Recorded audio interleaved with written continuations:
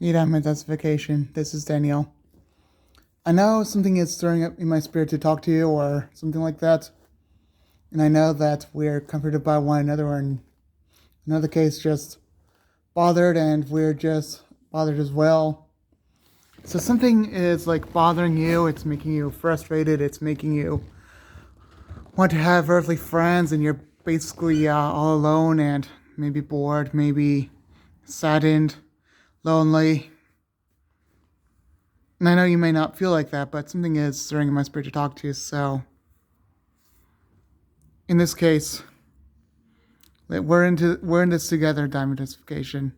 We truly are, and I hope we can see each other soon. I hope we can just enjoy our presence in heaven and maybe just have a presence together with Jesus. Now, with me, I'm more interested in Jesus than you are, but I'm more interested in Jesus than I am to you. But you may be just as interested in Jesus as well. But I think you're more apt to want to have earthly family in heaven, but I know that Jesus is really close to you. I know it. And I know that for me, Jesus is like my one person that I just would rather be with than anything else. And I think it's the same way with you. I know that you are very bored and you want to have family, but some of the family have rejected you, and some of the family just is not with you. You wish to get your strength back. You wish to get your strength to do things, and you wish to, you know you're weak, and you were not as able to do things that you used to. So Satan is tempting you to go back, but I know it's not possible. Even if he deceives you to, go to the world or go to the law, basically, there are three available soils he can basically put you under instead of the fourth soil. It's like, the first, it's like not possible. So the second one is of the world, and you're just into worldly stuff. But I don't think that's all that easy to do either.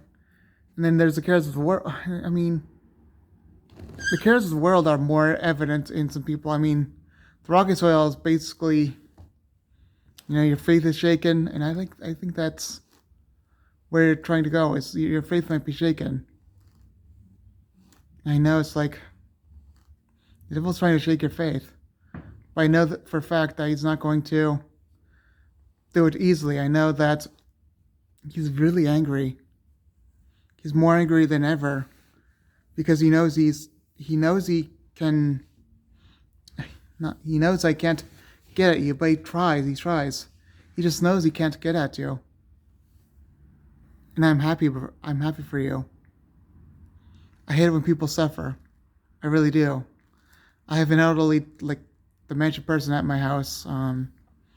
She's elderly and she has seizures, and whenever she gets very stressed out, she has seizures. I'm like very distraught about what to do about that certain situation. And every time she sees me, she gets really upset to the point of possibly getting seizures. And I don't want to be in front of her, but every Sunday I have to go past her to go do the trash. And I don't want to do the trash. And I think the same possible problems are with you. You have, you have people going against you. You want to talk to them. You have to get past the YouTube standards to talk to the people who are basically atheistic and all that, but you can't get to them. You can't get to them. It is almost impossible. Did you know that a worshipper is easier to save than a person who is lost? Because they're convinced that they are no longer saved. They're convinced that God is not real. So in that sense, I know you used to be like that, but the Lordshippers, they're easier. Because even though they're convinced they're right, you prove them wrong. That's the area that you're very good at. For me, I just point to salvation. For you, you point the flaws of the Lordshippers. I know that for a fact. So diamond justification. if you're really there, just remember, it's easy to become saved. It's not hard to become saved. It's not hard to stay saved. But the only hard part about the salvation part is really defending yourself against the attack of the enemy. And the reason why it's hard is they're smarter than you. So defending yourself, maybe you would know, maybe you understand most of the things, but then they get clever, and then they figure out, well, if we can make him angry, then we'll make you angry, and that's what they do. Is they're trying to make you angry. There's one way to do it. There's one way to basically make your life easier. Read your Bible and just basically fast and read your Bible. But the only hard part about it is you're lonely. So you have to go back to the internet a week later. You don't have people. So the internet is your only resource. Now that I'm in Jessi vacation, I want you to think about one thing, and one thing only. There's elderly dementia people that have no people around them that are friends. All the people that are around them are just people that they don't know. They're alone, they're lonely, they're afraid, they're lost. Not literally lost forever, but lost to figure out what to do next, and they're very puzzled, and the whole world is confusing. I know they're worse than you are, but that's how Barbara is that's how a dementia person in my house is like in her own house. She's very scared, she's very lonely, and she's very confused. And unfortunately, she doesn't know what her future holds. I know her future holds death, but she's afraid of death, and, she's afraid of a lot of things. A lot of people are with dementia, and there's not much you can do about it. There's nothing that they can do to recover. Death is inevitable. And you're young, I can tell you that much. But what about you? Is your health failing? I know that answer, but you might want to consider some things about that. Is your health failing? Because it's not failing to the point of dementia, but might be, things like, what do you do about your weakness? Are you going to be so weak that you cannot walk anymore? Are you getting, let's say, MS, or not MS, but not, I know a few people that have MS, but are you getting things like, cerebral palsy or something like that,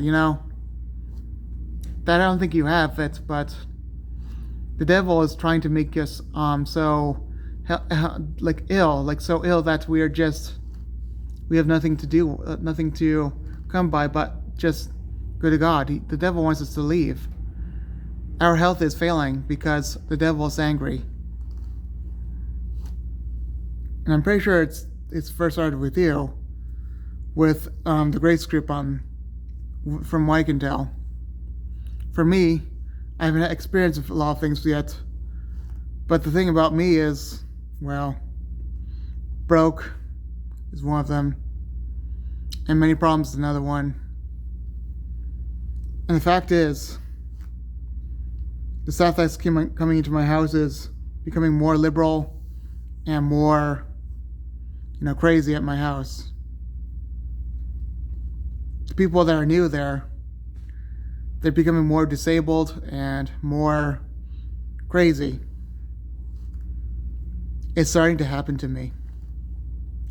It's only going to get worse from here on. I bet the people coming at my house are not going to be angels. They're going to be possessed by Satan, one of them. And I know for a fact that this could end up, into chaos that could end up. You see, there's one house in general that's going to take my staff away from my house, and I have no freedom towards getting out to places I want to go. Like my freedoms is like once per week going out to a restaurant. I know it sounds silly, but the only place I can go is like a local restaurant, very close to my house. And it's walking distance. That's the only thing I think I can do. And since my money problems is happening, it's like I can't have a cell phone except for to do videos and go on, you know, the Wi-Fi. And even worse is the fact that I'm just, the only freedom I can have is basically do like takeout, and it's like I have no more freedom to go to restaurants, and that's just what's going on. One day I'll be having no freedoms, and I'll go to New York, maybe somewhere further away, where there's no real freedoms. And I'm going to be stuck in an institution where basically my life is basically tearing apart, and the other thing I can have is like cereal that is not good for me. Even worse is like they don't even care for me. It's like I like the cereal, but then there's nothing that they're doing to help the sugars, and that's another thing. Even worse, it's just the caring system there is like they only do things for the client that is like an institution. That's where it's going to go. This is slowly happening to me. Do you know about the institutionalized people back in the 70s? The devil's trying to do that to me. And I'm sure there's going to be rides in my vehicle that's going to be so crazy that I wish that I could go to heaven, but then there's going to be times when God's going to save me in these vehicles, and I'm going to be covering my eyes, covering my face, and just literally just hoping that I'm alive in heaven. That's how far it's going to go. Even worse is that the fact that clients is going to be there that are going to try to harm me. And it's going to be like darkness beyond darkness in the forest. That's just going to be so scary and so dark. That's like a nightmare fuel, I'm just at the beginning of my life. It's just beginning of problems. Whereas this started in the time of COVID, it's getting worse. So that means that's the indication it's not just you, it's everyone. 95% of the Christians that are, grace believers and truly born again are having serious problems. I'm just starting mine. Maybe slow, but the devil is trying to trick me into thinking, well, I don't have it, until it's too late, and then I realize I have it. So if this video goes live and the devil knows I talked about it, and obviously he's going to try to make it a lot worse by hiring a staff that I will hate so much that I will go crazy and go to New York. And not having my parents on my side because of COVID, because they're liberal and they're more into cleaning stuff that is... You see, my parents are still cleaning food that's from a grocery store. And I'm like, okay, well, they do it in soap water. Well, they're still going to get it from Claire that doesn't do it, because apparently she had COVID before, and I'm going to call her after she comes home, but still, this disease is coming from Worcester. And I'm not too far from Worcester. I'm not going to tell you where I live, not exactly the places where I live, but if I'm in between those Worcester place and basically where every location where I live from, both of those locations, it's like, so what? So if I can only go to Jesus, Jesus is my comfort. So if Jesus says, come to me, he will come to me. It's considerable suffering that we're all suffering. I'm separated from my family and getting no one that is a friend. And with this new mask mandate, with this new vaccine mandate, I just might lose a favorite staff. And not having him, well, that means, oh well. I'm going to have no favorite staff, and I'm going to have,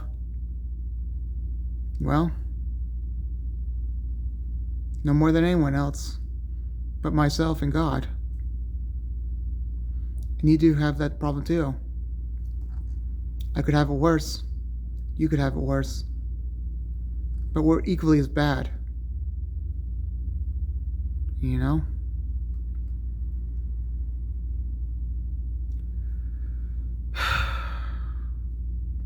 But let God honor us through our suffering. That's the most important part, okay? Bye.